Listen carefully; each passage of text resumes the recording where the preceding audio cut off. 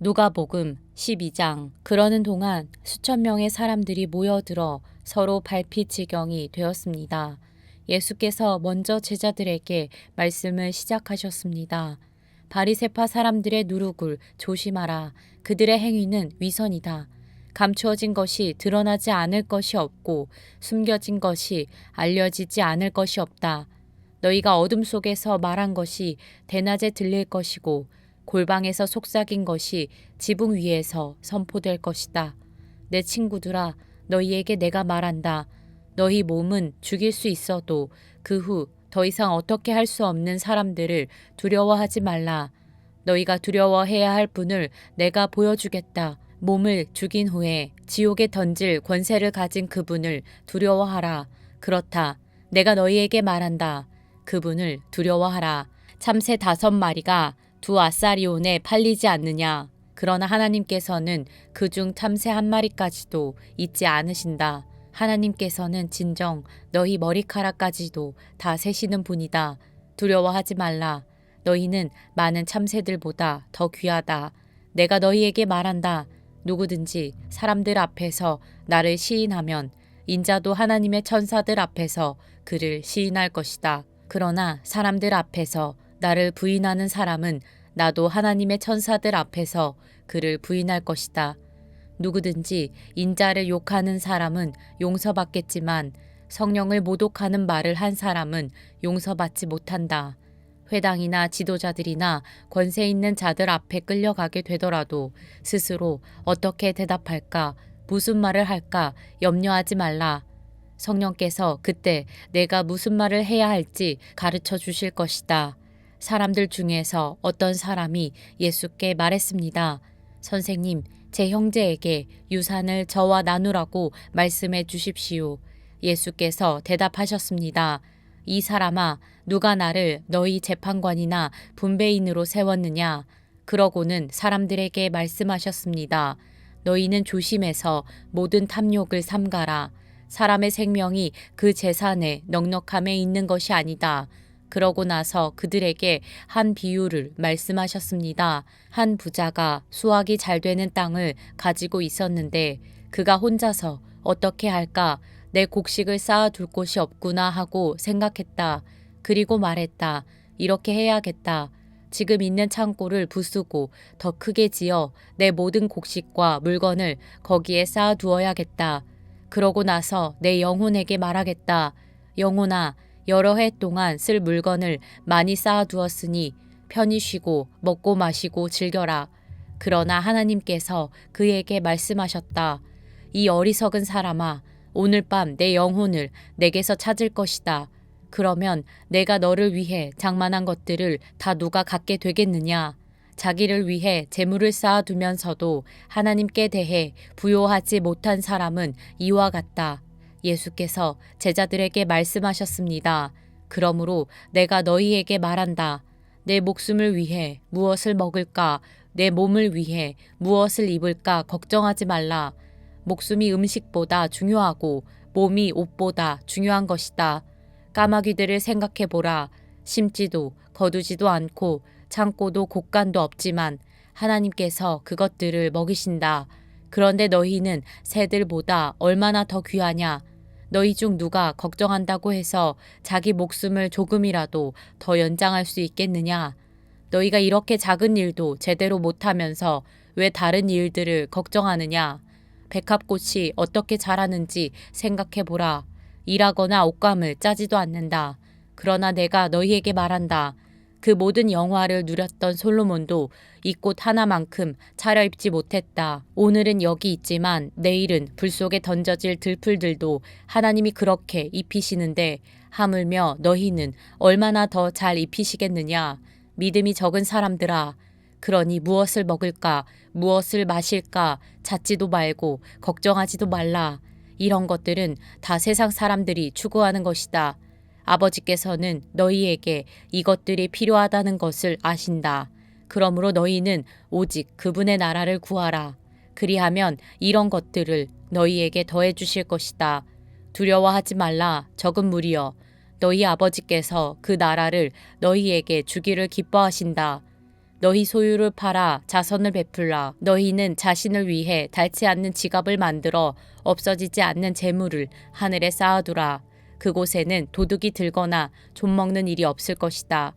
너희 재물이 있는 곳에 마음도 가는 법이다. 항상 허리에 띠를 두르고 등불을 켜놓고 있어야 한다. 마치 주인이 결혼잔치에서 돌아와 문을 두드릴 때 곧 열어주려고 대기하고 있는 사람들과 같이 되라.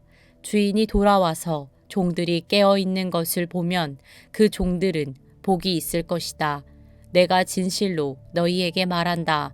그 주인은 허리에 띠를 두르고 그 종들을 식탁에 앉힌 다음 곁에 와서 시중을 들 것이다. 만약 주인이 한밤중이나 새벽에 오더라도 깨어있는 종들을 본다면 그 종들은 복이 있을 것이다. 너희는 이것을 알라. 만약 집에 도둑이 언제 들지 알았더라면 집주인은 도둑이 집에 들어오지 못하게 할 것이다. 그러므로 너희도 준비하고 있어야 한다. 인자가 생각지도 않을 때 올 것이기 때문이다. 베드로가 물었습니다. 주여, 이 비유를 저희에게 하신 것입니까? 아니면 모든 사람에게 하신 것입니까? 주께서 대답하셨습니다. 누가 신실하고 지혜로운 종이겠느냐? 주인이 자기 종들을 맡기고 제때 양식을 나눠줄 일꾼이 누구겠느냐? 주인이 돌아와 종이 시킨 대로 일하는 것을 본다면 그 종은 복이 있을 것이다. 내가 진실로 너희에게 말한다. 주인은 그 종에게 자신의 모든 재산을 맡길 것이다. 그러나 그 종이 주인님이 오시려면 한참 멀었다라는 생각에 남녀 종들을 때리며 먹고 마시고 취해버린다고 하자 그 종의 주인은 종이 생각지도 못한 날 그가 알지 못하는 시각에 돌아와서 그를 몹시 때린 뒤 믿지 않는 자들과 함께 둘 것이다.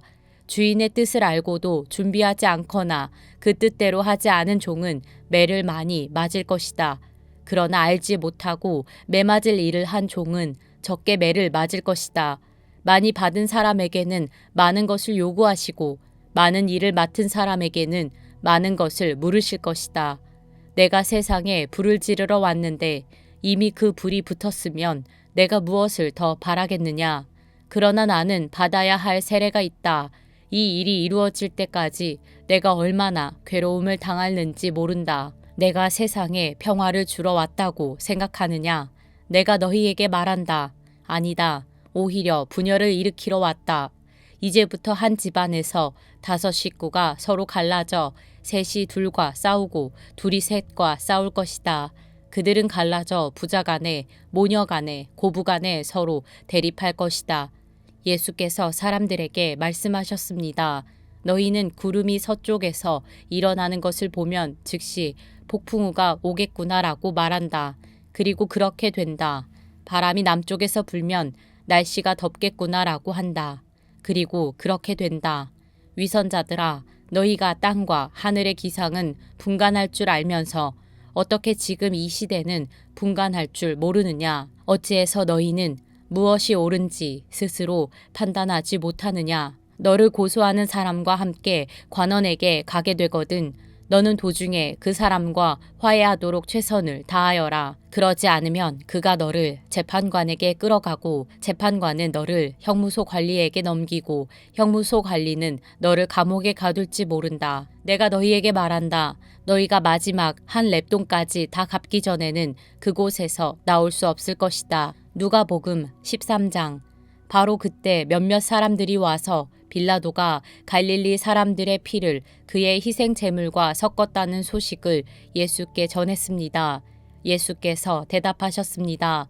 그 갈릴리 사람들이 다른 모든 갈릴리 사람들보다 더 악한 죄인이어서 이런 변을 당했다고 생각하느냐?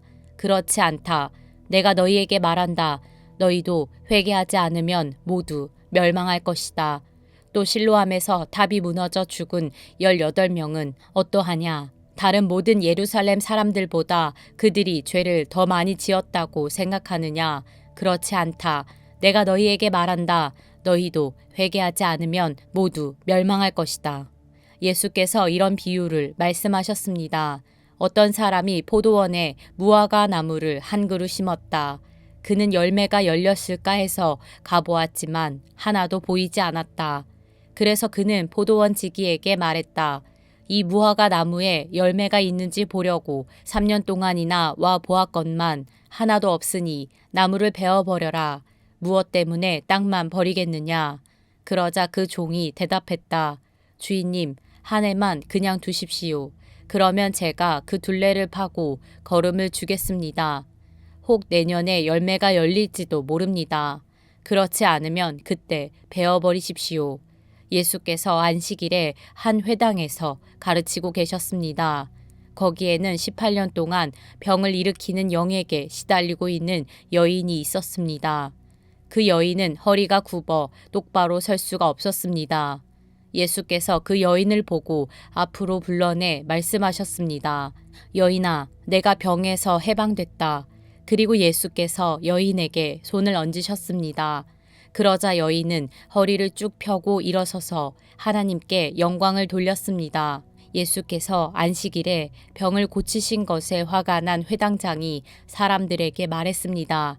일할 날은 엿새나 있소. 그러니 그날에 와서 병을 고치고 안식일에는 하지 마시오. 주께서 그에게 대답했습니다. 이 위선자들아, 너희가 각각 안식일에 황소나 나귀를 외양간에서 풀어내 끌고 나가 물을 먹이지 않느냐. 그렇다면 아브라함의 딸인 이 여인이 18년 동안이나 사탄에게 매여 있었으니 안식일에 이 매임에서 풀어주는 것이 당연하지 않느냐. 예수께서 이렇게 말씀하시자 그를 반대하던 사람들이 모두 부끄러워했습니다. 반면에 다른 사람들은 모두 예수께서 행하신 모든 영광스러운 일을 보고 기뻐했습니다. 예수께서 말씀하셨습니다. 하나님 나라는 무엇과 같은가? 그것을 무엇에 비교할 수 있을까? 그것은 누군가 가져다 자기 밭에 심은 겨자씨와 같다. 그 씨가 자라서 나무가 되면 공중의 새들이 날아와 그 가지에 둥지를 튼다. 예수께서 다시 말씀하셨습니다.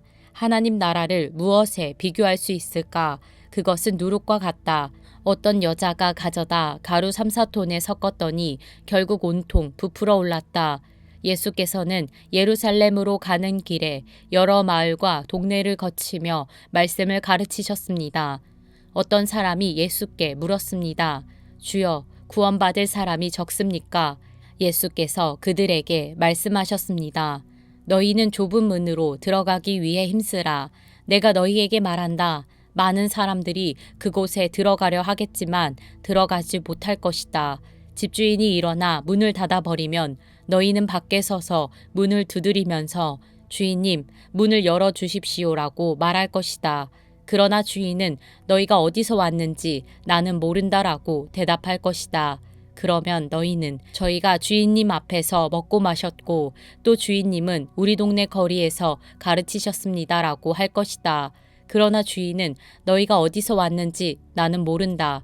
불의를 행하는 모든 자들아 내게서 물러가라라고 할 것이다. 아브라함과 이삭과 야곱과 모든 예언자들이 하나님 나라에 있고 너희 자신은 정작 밖으로 내쳐진 것을 볼 때 너희는 거기서 슬피 울며 이를 갈 것이다. 사람들이 동서남북 사방에서 와서 하나님 나라의 잔치 자리에 앉을 것이다. 보라, 나중에 시작했으나 먼저 될 사람이 있고 먼저 시작했으나 나중 될 사람이 있다. 그때 몇몇 바리새파 사람들이 예수께 와서 말했습니다. 여기서 떠나 다른 곳으로 가십시오.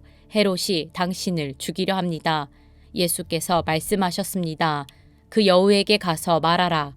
오늘과 내일은 내가 귀신을 쫓아내고 사람들을 고쳐줄 것이다. 그리고 셋째 날이 되면 내 뜻을 이루리라. 그러나 오늘과 내일 그리고 그 다음 날에도 나는 마땅히 내 갈 길을 가야 한다. 예언자는 예루살렘 밖에서 죽을 수 없는 법이다. 오 예루살렘아, 예루살렘아, 내가 예언자들을 죽이고 내게 보낸 사람들을 돌로 치는구나. 암탉이 제 새끼를 날개 아래에 품듯이 내가 얼마나 너희 자녀들을 모으려고 했더냐. 그러나 너희가 원하지 않았다. 보라, 이제 너희의 집은 황폐한 채로 남을 것이다. 내가 너희에게 말한다. 너희가 주의 이름으로 오시는 그분은 복이 있다라고 말할 때까지 너희가 다시는 나를 보지 못할 것이다.